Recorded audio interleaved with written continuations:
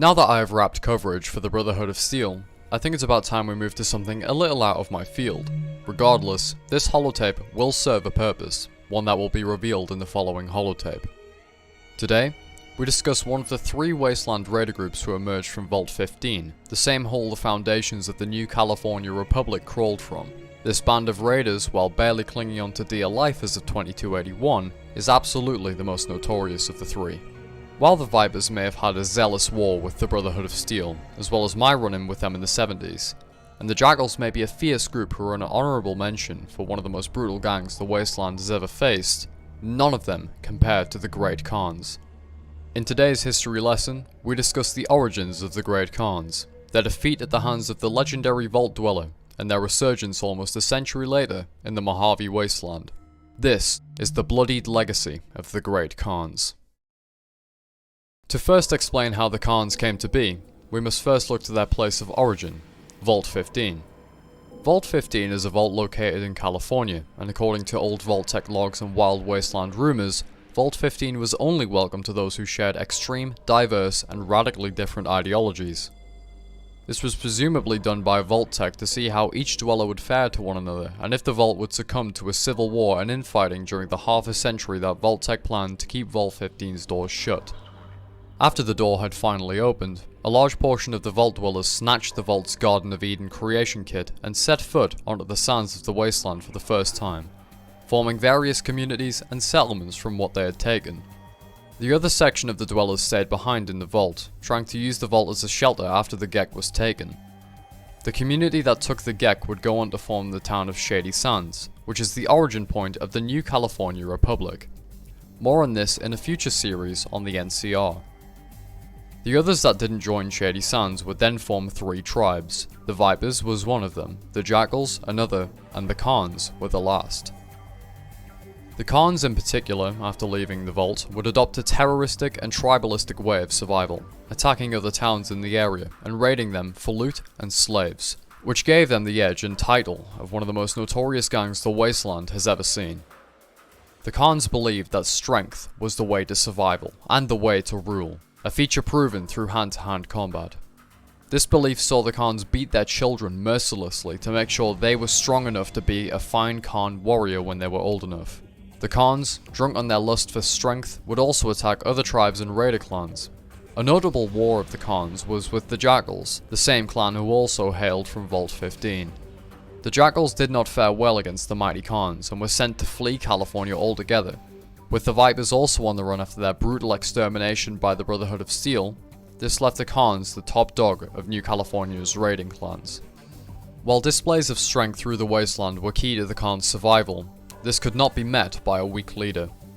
The leader of the Khans had to be the strongest, most bloodthirsty son of a bitch that Vault 15 could spit out. By 2161, that title went to a man named Garl Deathhand, who claimed the title by killing his own father, therefore displaying his strength, his worthiness. Garl continued the Khans' regular business of raiding villages and towns such as Shady Sands, kidnapping villagers and enslaving them into servitude for the clan, but trading with some of the larger communities like the Hub and Junktown. Garl Deathhand, like a more savage and tribalistic Elder Elijah, grew infectious thoughts in his mind, tumors of egotistical ideas to take over the entire world and shape it into the Khan's image. This is where Garl stomped his foot down on the acceleration of the chrysalis highwaymen that was the Khan's raiding parties, to the point that a vast majority of the smaller settlements of New California were facing near destruction due to the Khan's might. To add to this upping of the ante, the Khans made a bold move to kidnap the daughter of Aradesh, the mayor of Shady Sands. This would cast the Khans into their doom, as Aradesh would find an ambitious Vault Dweller from Vault 13 to save his daughter. Garl, deluded by his vision of a Khan world, laughed in the face of this Vault Dweller. How dare they stumble into the Khan's camp, all high and mighty, demanding they free their prize? How laughable. But it was all over in a mere second. The girl was freed by the Vault Dweller and returned to Aradesh without even a scratch on her skin, while Garl Deathhand gurgled on his own blood after eating however many bullets spewed from the Vault Dweller's big iron, shocked that his reign of terror was brought to a gruesome close. With this, the Khans were defeated, leaving little major raider problems for California, meaning Shady Sands could prosper. Aradesh's rescued daughter was named Tandy, a girl who would grow to be a founder of the new California Republic, a symbol of hope for the wasteland. Or so it was meant to be. Despite the Great Khans lying defeated at the hands of this mysterious traveller from Vault 13, there were a handful of survivors. One notable survivor was a child, and the trauma he had witnessed at the Khan's camp as the Vault Dweller slaughtered every one of his family instilled a deep hatred for the Vault Dweller, the future NCR, and fear they would return to kill him. This trauma would see this child, Darion, grow into a paranoid and troubled leader of a new wave of Khans. The new Khans, if you will. For 80 long years, Darion plotted his revenge in a cold and calculated manner, while always watching his own back in case someone, God forbid the Vault Dweller, snuck up on him. By 2241, he had accumulated enough strength and power to retake the Khan's origin point of Vault 15 under the watchful radar of the new California Republic, using a group of squatters as a facade to hide what was truly going on in the vault. Darion's moves during this time, despite his old age, were nothing short of impressive. Sneaking a spy into the NCR's Congress, the squatter smokescreen, all at an elderly age while an enslaved doctor tended to him. But Darion's work would be put to a halt by the very thing he feared. The Vault Dweller had returned to finish what they had started. But this wasn't just the same Vault Dweller. This was their grandchild. The Chosen One, dispatched to Vault 15 in search of computer parts for the NCR, managed to make a pact with the squatters to overthrow Darion and end the Khans all over again. Most of those who sided with Darion fled the vault with their lives, but not all were successful. One survivor that was successful was a mother in the new Khans, carrying a child. This child would grow to be one of my closest allies, but his story is for another day. After being kicked down time and time again by the Vault Dweller and now the Vault Dweller's successor, it is hard to imagine the Khans would have any chance of redemption after such a severe beating. Surprisingly, Darion was not the last hope, nor the end of the Khan legacy. He was not the only survivor of the Vault Dweller's massacre. Pockets of Khan survivors in the form of small raiding parties were scattered across the wasteland, waiting for their chance to rise again and carry their legacy back to a status of strength and power. Finally, the day came where all of these small pockets of Great Khan survivors unified under the leadership of Papa Khan and left New California altogether in 2267, headed to the Mojave Wasteland to start anew and reawaken the glory of the Great Khans. Papa Khan wanted to uphold the classic beliefs of the Khans of strength and power, as well as leave behind a strong legacy of warriors, a wish he would grow quite disappointed by in the future due to most of his men resorting to their own drugs to cope with a horrifying massacre I will talk about in just a moment.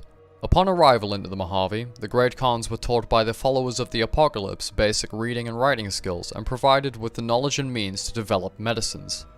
This was a foolish attempt by the followers of the Apocalypse to civilize the Khans and make them less barbaric, and to hold a purpose that wasn't just killing and stealing. Instead, the Khans, utilizing the knowledge they had been gifted by the followers and previous knowledge of using herbs and other resources, resorted to the creation of drugs and selling to the citizens of the Mojave.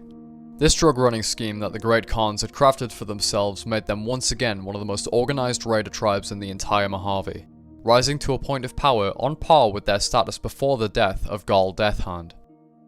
When Mr. House attempted to civilize the tribes of the Mojave, resulting in the establishment of the Gomorrah, Tops, and the Ultralux, the Great Khans were pushed out of the northern sector of the Mojave Wasteland, where they settled at Bitter Springs. With the other tribes now under the watchful eye and aid of the mysterious Robert House, the Great Khans now had no one to attack nor trade with without being completely obliterated. This is where the Great Khans decided to slash open old wounds and attack the recently arriving New California Republic, who were behind the destruction of the New Khans all those years ago.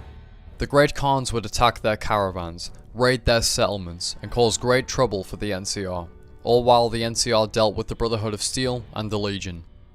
Eventually, after the first Battle of Hoover Dam in 2277, the NCR was quite the power in the Mojave. While they took a heavy blow from both the Brotherhood at Helios 1 and the Legion at the Dam, they were still in a good position, better than any of their foes that is. This meant that the NCR would be ready and prepared to retaliate if the Great Khans pulled another of their Gal Deathhand style stunts, and the Khans being the Khans, they did just that. 4 NCR soldiers were kidnapped and executed by the Great Khans at Bitter Springs, which was a mistake, like their ancestors before them, they would pay greatly for. The new California Republic, enraged by the death of their soldiers, dispatched a full assault on Bitter Springs, and a ruthless one at that. The NCR didn't just target the Khan's raiders and soldiers, but the non-combatants as well. The civilians. If you know my story, you'll know how much I hate stories like this. My past is riddled with eerily similar events, ones no amount of regret can fix. With that said, not every soldier among the NCR's assault was willing to kill those civilians. They were just following orders. But not even the most weighted, back-breaking guilt can ever make up for their actions, much alike mine. This event, named the Bitter Springs Massacre fittingly, saw the Khans severely weakened much alike they had been time and time again. But this time, it wasn't fear and vengeance that consumed the survivors. It was pure, unrefined hatred. They wanted nothing but to see the NCR crash and burn, to see their soldiers die for what they had done. The Great Khan survivors were permitted by the NCR to resettle at Red Rock Canyon, where the Great Khans would continue to drown in their hatred and plot a bitter revenge against the NCR for what they had done. This move by the NCR was secretly brutal. Red Rock Canyon was a desolate location with no food or water, practically inhospitable. One may see this as a move by the NCR to slowly kill the Khans without having to use brute force like Bitter Springs, which is arguably even worse than any attack or assault. The Khans, much like what they did when they first entered the Mojave, produced a drug lab in Red Rock Canyon. This drug lab was to be their main source of income to attempt to rebuild and get back on track after the NCR's brutalization.